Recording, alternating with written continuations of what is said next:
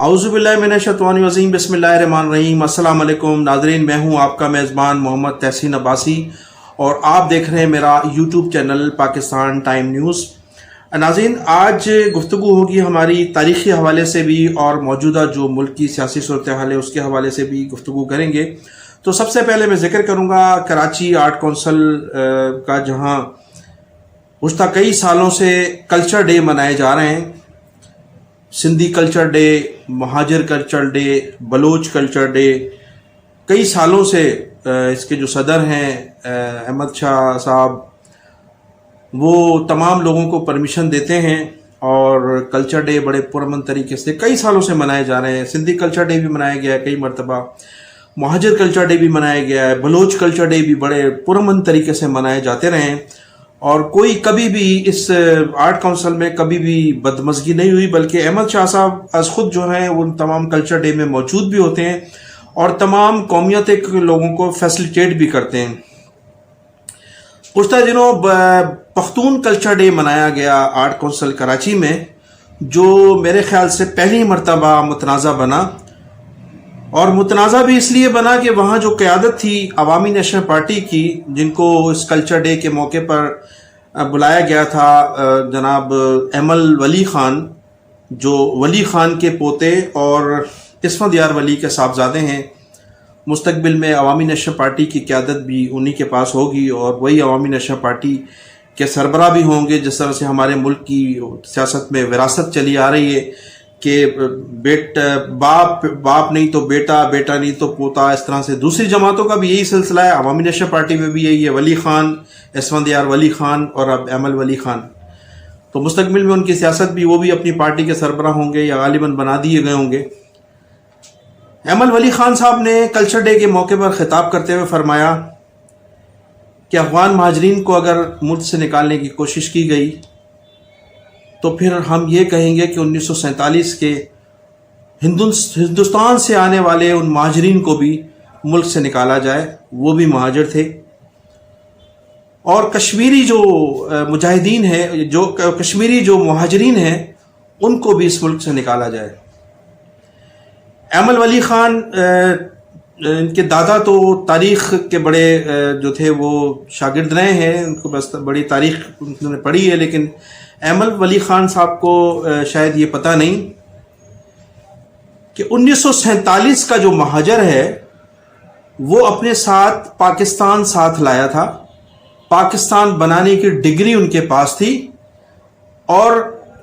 उन हिंदुओं से मुल्क छीना था, इस पाकिस्तान का टुकड़ा छीना था जिनके एजेंट इनके आबा व अजदाद थे। यानी उस वक्त जब पाकिस्तान बन रहा था तो पाचा खान, जो इनके परदादा थे एमल वली ख़ान के, उन्होंने भी पाकिस्तान की मुखालफत की थी। इनके जो दादा थे वली ख़ान, वो नौजवान थे, उन्होंने भी पाकिस्तान की मुखालफत की थी। तो उन लोगों से पाकिस्तान का ये टुकड़ा छीना था और ये टुकड़ा छीन कर यहाँ पाकिस्तान बनाया था, जिसमें इस सिंध के जो धरती के लोग थे वो शामिल हाल थे और जीएम सैयद की क़यादत में पूरी सिंधी कौम जो है वो यहाँ सिंध के लोग साथ थे। फिर पंजाब में भी क़यादत मौजूद थी, बलूचिस्तान में भी लोग मौजूद थे और मुहिब्बुल वतन पख्तून भी शामिल थे, जो सूबा सरहद में, उस वक्त सूबा सरहद था, उसमें बहुत बड़ी तादाद, यानी 70 से 80% तादाद जो है पख्तूनों की, वो भी शामिल थी पाकिस्तान बनाने में। तो इस तरह से ये पाकिस्तान बनाया गया था और जो सिंध में महाजरीन आए थे, पंजाब में महाजरीन आए थे, या किसी सूबे मुल्क के किसी भी हिस्से में जो महाजरीन आए थे, वो पाकिस्तान साथ लेकर आए थे और पाकिस्तान की डिग्रियां उनके हाथ में थी। 20 लाख की कुर्बानियां देकर पाकिस्तान आए थे और इस पाकिस्तान की तामीर और तरक्की में उनका एक बड़ा किरदार था। और यही वजह थी कि जब तक वो महाजरीन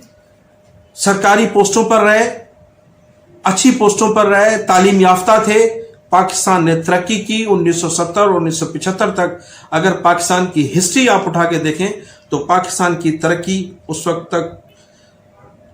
पाकिस्तान दौड़ता रहा है दुनिया की तरक्की की दौड़ में, जब तक महाजरीन अफसरान इस मुल्क में मौजूद थे।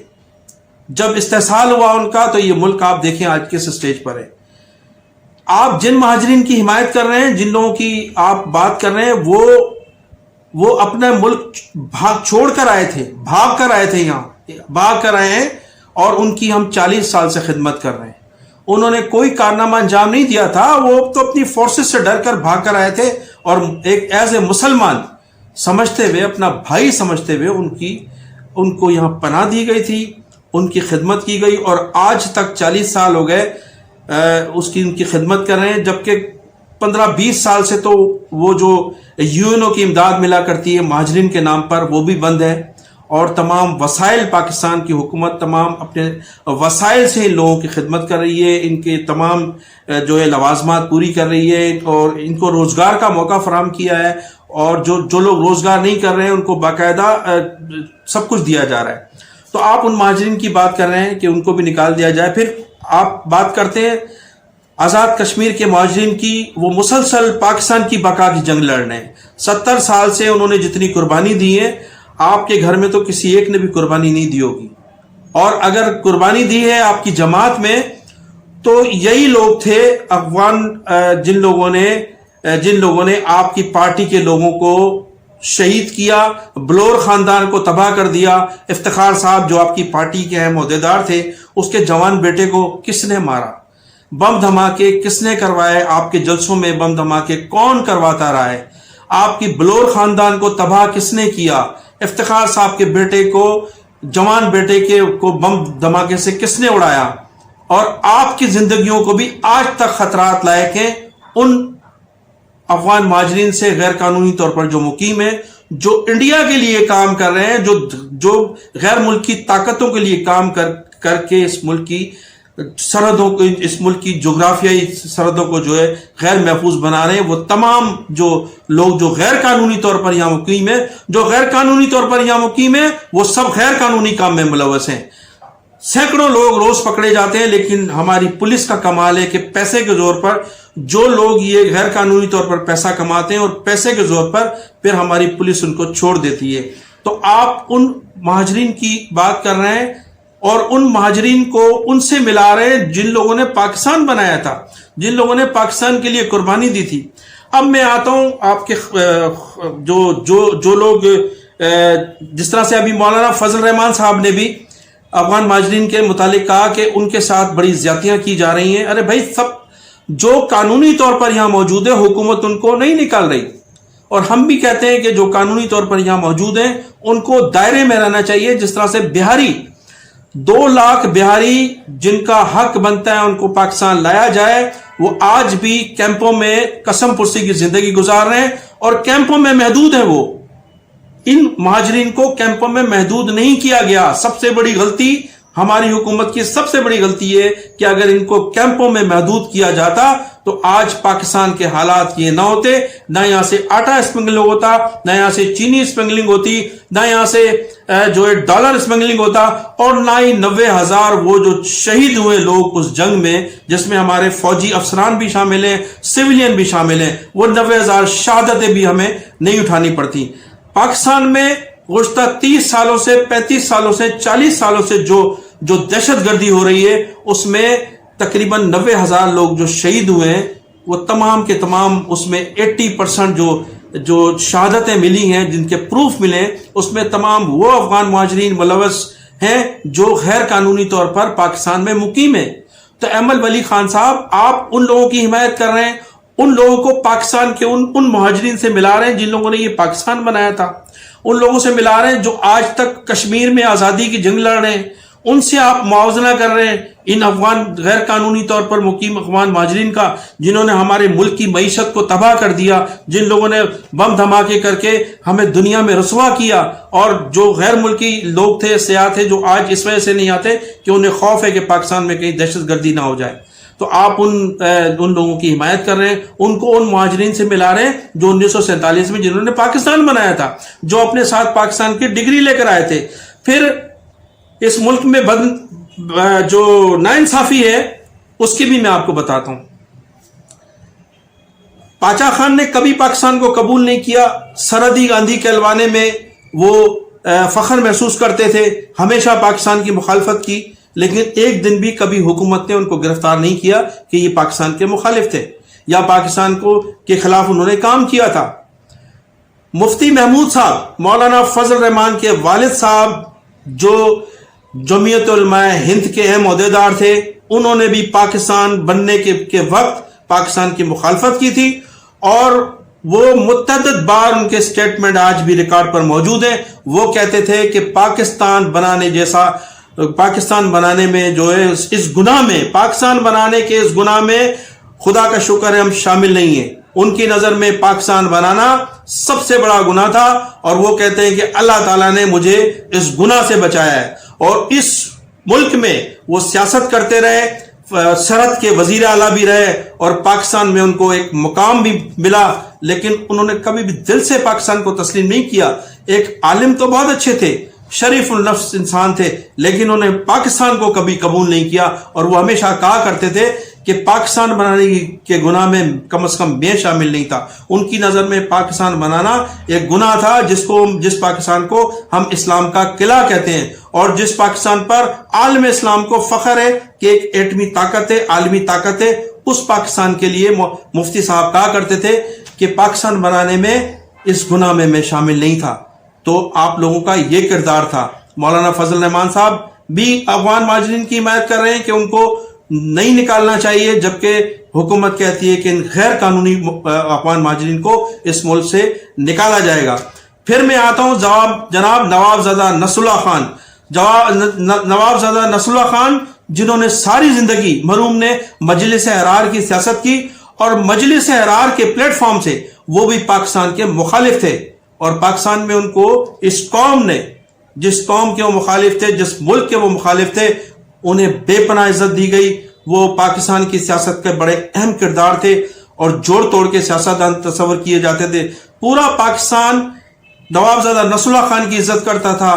مفتی محمود صاحب کی عزت کی جاتی تھی،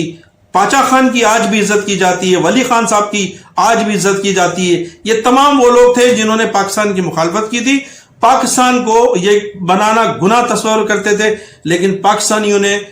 ہماری قوم نے ان کو عزت دی اور مقام دیا۔ وہ کبھی بھی پاکستان کے حق میں نہیں تھے، اور ایک دن بھی پاکستان کی جو حوالے سے ان کی گفتگو ہوتی تھی، کبھی بھی ان کو ہماری فورسز نے گرفتار نہیں کیا، اس لیے کہ ان کا تعلق بڑے صوبوں سے تھا۔ اور پھر ولی خان سرحدی گاندھی کہلاتے تھے، ان کو پوری اس وقت بھی آشیرواد حاصل تھی ہندوستان کی، اور آج بھی ان لوگوں کو آشیرواد پوری طرح سے حاصل ہے۔ اب میں آتا ہوں سندھ میں، تو جی ایم سید صاحب، جنہوں نے پاکستان بنانے میں بڑا اہم کردار ادا کیا تھا، پاکستان کے لیے انہوں نے بہت قربانی دی تھی، اور ایک تسلسل کے ساتھ قائد اعظم محمد علی جناح اور لیاقت علی خان کے ساتھ مل کر انہوں نے پاکستان کے لیے قربانی دی۔ پاکستان بنانے میں ان کا بڑا کردار تھا، سندھ کی عوام کو موٹیویٹ کیا پاکستان بنانے میں، بلوچستان کے لوگوں کو موٹیویٹ کیا پاکستان بنانے میں، اور پوری قوم کو ایک پلیٹ فارم پہ جمع کر کے انہوں نے پاکستان بنانے میں اس شخص کا بڑا کردار تھا۔ پاکستان بننے کے بعد جب اس شخص کے ساتھ زیادتی کی گئی تو اس نے احتجاج کیا، اور احتجاج کیا تو تا حیات اس شخص کو پابند سلسل کیا گیا۔ زندگی کے آخری دن تک جی ایم سید، سائیں جی ایم سید، اس کی سیاست سے آپ اختلاف کر سکتے ہیں لیکن اس کی شخصیت سے آپ اختلاف نہیں کر سکتے۔ وہ آخری دم تک اس کو جیل میں رکھا، اس کی موت بھی جیل میں ہوئی تھی۔ وہ پیپلز پارٹی کا دور اقتدار تھا، جس دور میں جی ایم سید صاحب ہاسپٹل میں فوت ہوئے تھے۔ تو اس کے بعد اب میں آتا ہوں بانی متحدہ الطاف حسین صاحب کی جانب۔ الطاف حسین صاحب نے اگر اپنی قوم، اپنے کارکنان اور اپنے لوگوں کے خاطر جن کے ساتھ زیادتیاں کی جا رہی تھی، مسلسل پریس کلب کے سامنے احتجاج پر بیٹھے تھے، جب ان کا مسئلہ حل نہیں کیا گیا تو ان کی ایک تقریر تھی، ایک معمولی سی غلطی تھی ان کی، انہوں نے تو پاکستان کی مخالفت نہیں کی، نہ پاکستان بنانے میں جب پاکستان بن رہا تھا تو ان کا وجود تھا، ان کے تو آبا و اجداد نے ہجرت کی اور پاکستان بنانے میں ان کا بڑا اہم کردار تھا الطاف حسین صاحب کا، لیکن ایک معمولی سی تقریر پر ان پر پابندی عائد کر دی گئی۔ آج 8 سال ہو گئے ہیں، ان کی سیاست پر، تحریر اور تقریر پر پابندی ہے۔ ان کی کارکنان کو جس طرح سے مظالم کیے گئے، جس طرح سے 1992 سے جس طرح سے ان پر آپریشن کیا گیا، یا جس طرح سے جی ایس این تحریک کے کارکنان کے ساتھ 70 سال سے زیادتیاں کی کی جا رہی ہیں، اسی طرح سے آج متحدہ قومی موومنٹ کے کارکنان کے ساتھ بھی زیادتیاں کی جا رہی ہیں۔ الطاف حسین پر سیاست پر بھی پابندی ہے، ان کے لوگوں پر بھی پابندی ہے، جی ایم سید کے لوگوں کی بھی سیاست پر پابندی ہے۔ تو کیوں ہے آخر؟ وجہ یہ ہے کہ ڈومیسائل کا فرق ہے۔ چھوٹے صوبے سے تعلق ہے جی ایم سید کا، الطاف حسین کا چھوٹے صوبے سے تعلق ہے۔ یہی وجہ ہے کہ سائیں جی ایم سید پابند سلاسل تھے، اس دنیا سے رخصت ہو گئے، اس کے کارکنان سینکڑوں مارے گئے، کوئی پرسان حال نہیں۔ الطاف حسین صاحب پہ پابندی ہے، کئی سال ہو گئے، اور ان کے کارکنان کو جس طرح سے پابند سلاسل کیا جاتا ہے، ریلیاں نکالی جاتی ہیں، ایک چھوٹی سی ریلی نکالی جاتی ہے، گرفتار کر لیے جاتے ہیں، اور یہ مسلسل آرٹ کونسل میں کھڑے ہو کر کہتے ہیں کہ جناب 1947 کا مہاجر بھی جائے گا تو افغان مہاجرین جائیں گے۔ ان افغان مہاجرین کی بات کرتے ہیں جو اپنا ملک چھوڑ کر بھاگنے پر مجبور ہوئے تھے، مقابلہ نہیں کیا تھا وہاں، بھاگنے پر مجبور ہوئے تھے۔ آج ان کے ملک مستحکم ہے، معیشت مستحکم ہے، ملک ان کا آزاد ہو گیا، آج ان کو کوئی مسئلہ نہیں ہے، کوئی پرابلم نہیں ہے، لہٰذا انہیں اب اپنے ملک چلے جانا چاہیے۔ لیکن ایمل ولی خان کہتے ہیں کہ 1947 کو ان مہاجروں کو بھی جانا چاہیے، اور آزادی کشمیر کے جو ہمارے نوجوان ہیں جنہوں نے سینکڑوں کیا ہزاروں شہادتیں، تقریباً 1 لاکھ سے زیادہ کشمیر کی آزادی کے لیے لوگ شہید ہو چکے ہیں، ان کی بھی توہین کی ہے۔ ایمل ولی خان صاحب کو کشمیر کے مجاہدین سے جو شہید ہو گئے ہیں یا جو مہاجرین ہیں ان سے بھی معذرت کرنی چاہیے، اور اردو بولنے والے ان مہاجروں سے بھی معذرت کرنی چاہیے جن کے وطن میں آپ رہ کر سیاست کر رہے ہیں، جن کی قربانیوں سے آج یہ ملک بنا تھا، اور اس ملک میں آپ سیاست کرتے ہیں، دن دن آتے پھرتے ہیں، پشاور سے کراچی، کراچی سے لاہور، لاہور سے کوئٹہ، آپ کو کوئی روک ٹوک کرنے والا نہیں ہے۔